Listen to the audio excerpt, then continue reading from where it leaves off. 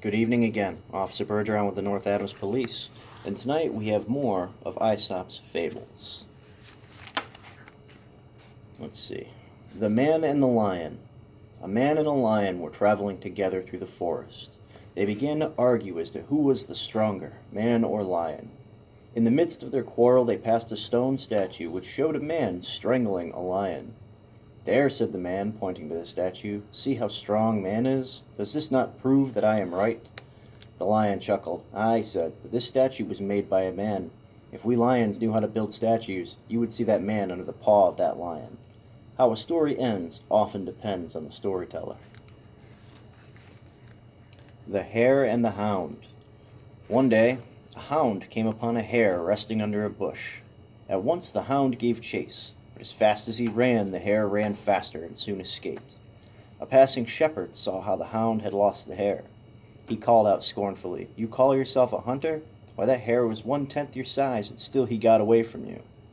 "Ah," said the hound, "you forget that I was only running for my supper, while the hare was running for his life.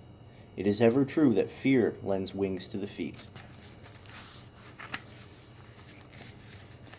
The Stag at the Pool. One summer's day a stag came to a clear spring to drink. As he bent his head he saw his image in the clear water. "Ah," he thought, tossing his head proudly, "how very handsome are my antlers." He peered closer and then said with despair, "But my legs and my feet are another matter. Oh, how weak, how slender they are." So absorbed was the stag in his own image that he did not hear the approach of the lion until the beast was about to spring. Just in time, however, the stag ran away.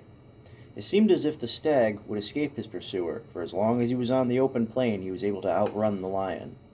But then the stag entered a forest, and in his swift flight caught his antlers in the branches of the trees. And the more he tried to free himself, the more entangled his antlers became.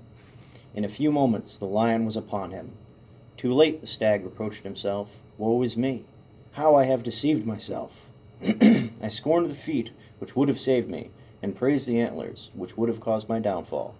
Too often we despise what we should value most."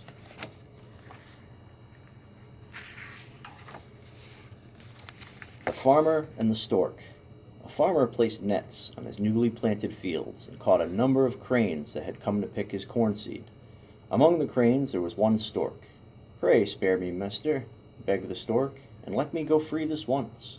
I am no crane, but a stork, of excellent character. Look at my feathers, my legs, and my beak. You can see that in no way do they resemble those of the cranes." The farmer was not moved by these words. "All that you say may be true," he said, "but I caught you with these robbers, and have every reason to think you are a robber too. After all, birds of a feather flock together." And that's a phrase I'm sure we've all heard. Have a good night.